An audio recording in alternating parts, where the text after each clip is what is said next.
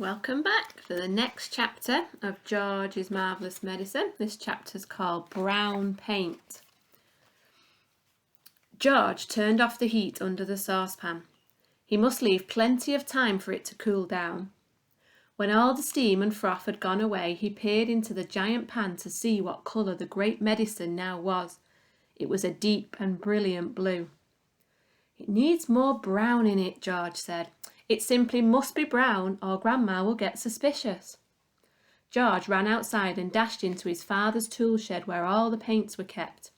There was a row of cans on the shelf, all colours, black, green, red, pink, white and brown. He reached for the can of brown. The label simply said, "Dark brown gloss paint, 1 quart." He took a screwdriver and prized off the lid. The can was 3/4 full. He rushed it back to the kitchen. He poured the whole lot into the saucepan. The saucepan was now full to the brim. Very gently George stirred the paint into the mixture with the long wooden spoon. Aha! It was turning brown, a lovely, rich, creamy brown. "Where's that medicine of mine, boy?" came the voice from the living room. "You're forgetting me. You're doing it on purpose. I shall tell your mother."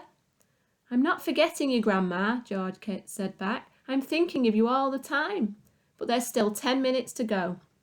"You're a nasty little maggot," the voice screeched back. "You're lazy and disobedient. You're growing too fast." George fetched the bottle of Grandma's real medicine from the sideboard. He took out the cork and tipped it all down the sink.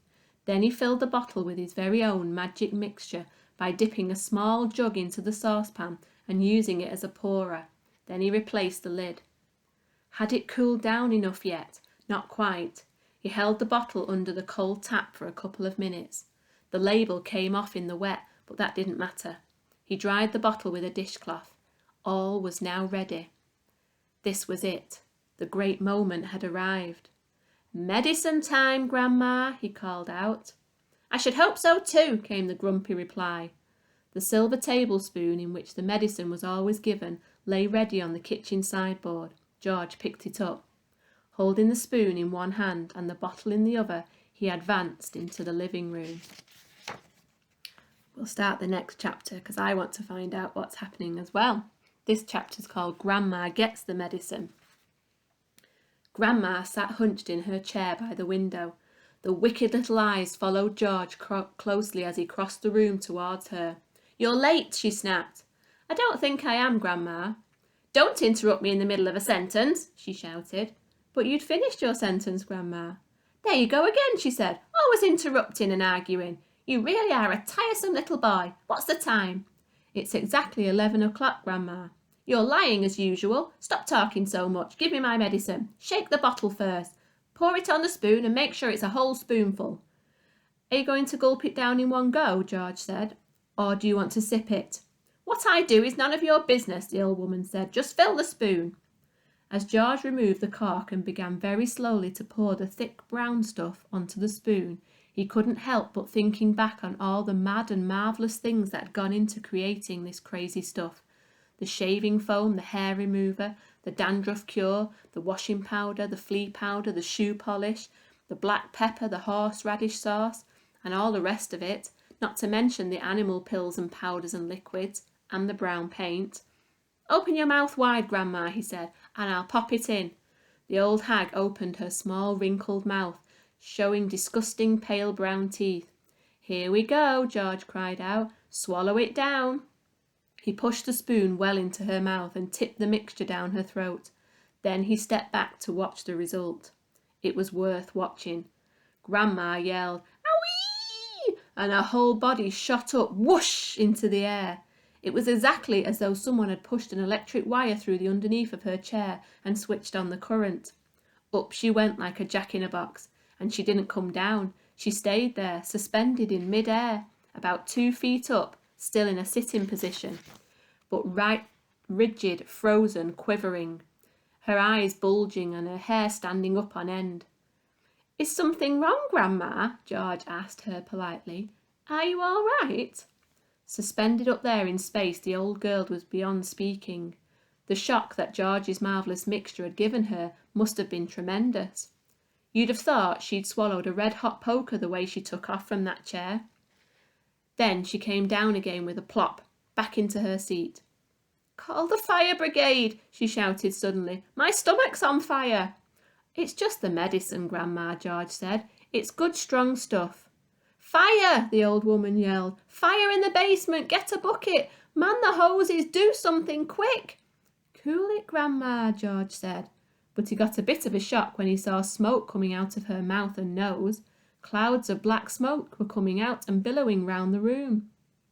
"By golly, you really are on fire," George said. "Of course I'm on fire," she yelled. "I'll be burned to a crisp, fried to a frizzle, boiled like a beetroot." George ran into the kitchen and came back with a jug of water. "Open your mouth, Grandma," he cried. He could hardly see her for the smoke, but he managed to pour half a jugful down her throat. A sizzling sound, the kind you get if you hold a hot frying pan under a cold tap, came from deep down in Grandma's stomach. The old hag bucked and shied and snorted. She gasped and gurgled. Spouts of water came shooting out of her, and the smoke cleared away. "The fire's out," George announced proudly. "You'll be all right now, Grandma." "All right," she yelled. "Who's all right? There's Jackie jumpers in my tummy. There's squigglers in my belly. There's bangers in my bottom." She began bouncing up and down in the chair. Quite obviously she was not very comfortable. "You'll find it's doing you a lot of good, that medicine, Grandma," George said. "Good?" she screamed. "Doing me good? It's killing me." Then she began to bulge. She was swelling up. She was puffing up all over. Someone was pumping her up, that's what it looked like. Was she going to explode? Her face was turning from purple to green. But wait, she had a puncture somewhere. George could hear the hiss of escaping air. She stopped swelling. She was going down. She was slowly getting thinner again, shrinking back and back slowly to her shrivelly old self. "How's things, Grandma?" George said. No answer. Then a funny thing happened. Grandma's body gave a sudden sharp twist and a sudden sharp jerk, and she flipped herself clear out of the chair and landed neatly on 2 feet on the carpet. "That's terrific, Grandma," George said. "You haven't stood up like that for years. Look at you. You're standing all on your own and you're not even using your stick." Grandma didn't even hear him. The frozen pop-eyed look was back with her again now. She was miles away in another world. Marvellous medicine, George told himself. He found it fascinating to stand there watching what it was doing to the old hag. What next, he wondered. He soon found out. Suddenly, she began to grow. It was quite slow at first, just a little gradual inching upwards, up, up, up, inch by inch, getting taller and taller, about an inch every few seconds. In the beginning, George didn't notice it. But when she got past the 5'6" mark and was going on upwards towards 6 feet tall, George gave a jump and shouted, "Hey, Grandma, you're growing up." "Hang on, Grandma, you better stop now or you'll hit the ceiling." But Grandma didn't stop. It was a truly fantastic sight, this ancient, scrawny old woman getting taller and taller, longer and longer, thinner and thinner, as though she were a piece of elastic being pulled upwards by invisible hands. When the top of her head actually touched the ceiling, George thought she was bound to stop. And she is. But she didn't. There was a sort of scrunching noise, and bits of plaster and cement came raining down. "Hadn't you better stop now, Grandma?" George said. "Daddy's just had this whole room repainted." But there was no stopping her now. Soon her head and shoulders had completely disappeared through the ceiling. She was still going. George dashed upstairs to his own bedroom, and there she was, coming up through the floor like a mushroom. "Whoopee!" she shouted, finding her voice at last. "Hallelujah! Here I come!" "Steady on, Grandma," George said. "With a hey nonny ho and up we go," she shouted. "Just watch me grow." "This is my room," George said. "Look at the mess you're making." "Terrific medicine. Give me some more." "Oh, she's dotty as a donut," George thought. "Come on, boy, give me some more," she said. "Dish it out, I'm slowing down." George was still clutching the medicine bottle in one hand and the spoon in the other. Oh well, he thought, why not? And he poured a second dose and popped it into her mouth. "Whee!" she screamed, and up she went again. Her feet were still on the floor downstairs in the living room, but her head was moving quickly towards the ceiling of the bedroom.